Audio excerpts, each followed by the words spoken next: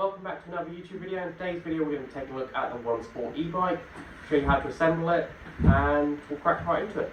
I use a little bit of magic. Okay, so 3, 2, 1 and so there you go.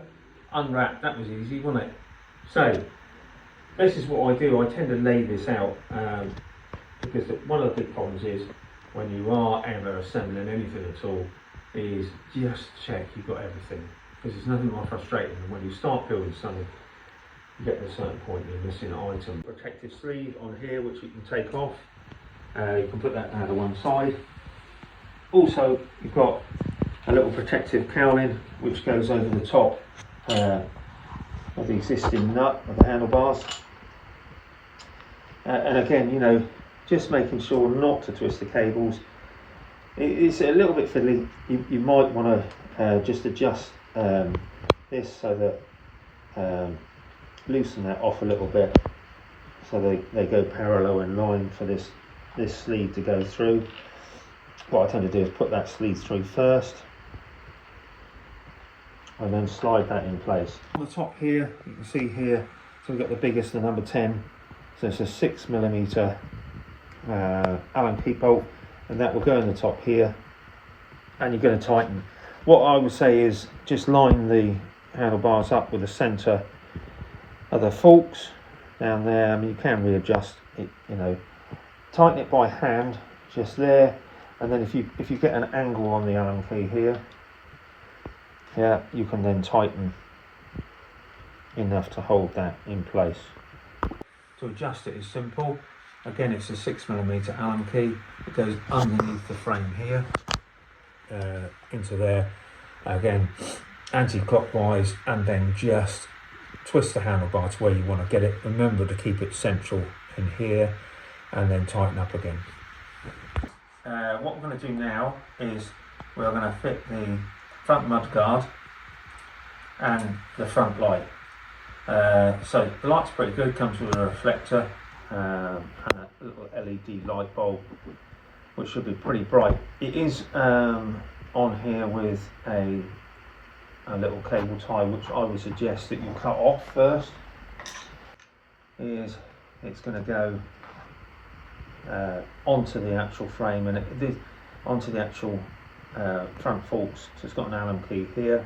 That's a 5mm Allen key. You can see this is adjustable here. I'd adjust it roughly to right angle, and then that will sit in there. You can adjust this afterwards. So what this does is, if you take the Allen key out here, you see it comes with a couple of washers on there as well.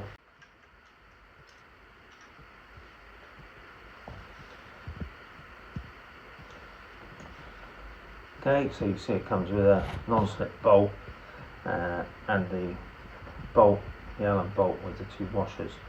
So okay, so I tighten up the bolt here. What I've done is you can adjust this afterwards and re-tighten this, but if you put that down at the right angle, you're not going to get the Allen key bolt in there to tighten that up. Just remember to tighten the bolt at the back. So this time we need to change the Allen key again from down to 5mm down to 4mm. And you've got 2 bolts on the side of the forks here. Again, you're going to have to loosen them off. It does come with washers on these as well. Keep the washers to the outside. Again, it stops the bolts from coming loose with vibration and stuff. So line your mudguard supports on the side here.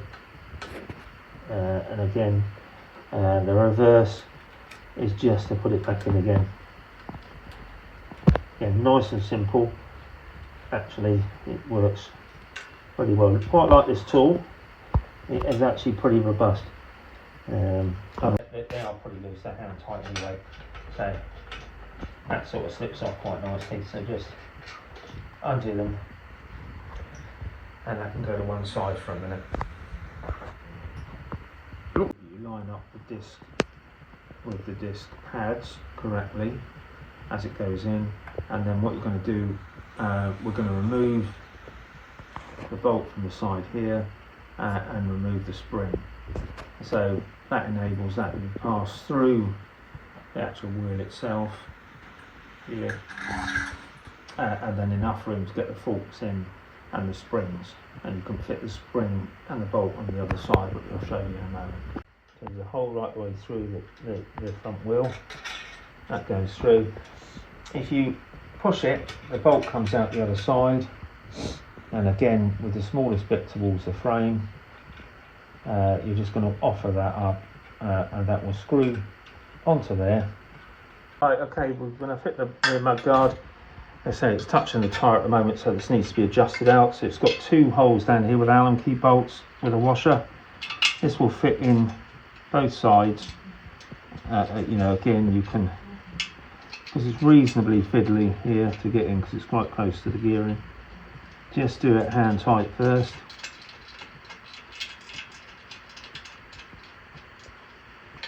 Okay, and then using the 4mm tool, that will tighten up, and that takes it away from the tyre there. And all you do with those, offer up those, and again, you're just going to tighten this in hand tight.